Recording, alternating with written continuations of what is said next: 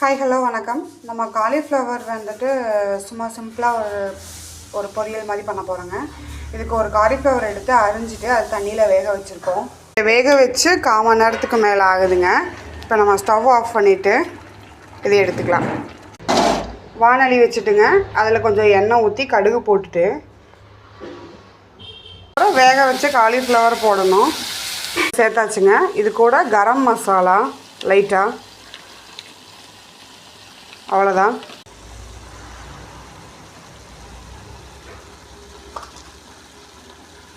நல்லா வணக்கி விடணுங்க. ஒரு 5 நிமிஷம் வணங்கட்டும். அவ்வளோதாங்க. இதை ஃபுல்லாக நல்லா கிளறி விட்டு தண்ணி சுண்டுனதுக்கப்புறம் இறக்கிட்டு நம்ம சாப்பிட்லாம். இது மீல்ஸ் கூட 1 கப் மீல்ஸ் கூட நம்ம டயட் ஃபுட்டாக எடுத்துக்கலாம். நல்லா இருக்குங்க. இது டிஃப்ரெண்ட்டான டேஸ்ட்டில் இருக்கும்.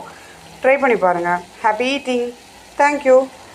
பிடிச்சிருந்தா லைக் பண்ணுங்கள், அப்புறம் சப்ஸ்கிரைப் பண்ணுங்கள். தேங்க்யூ.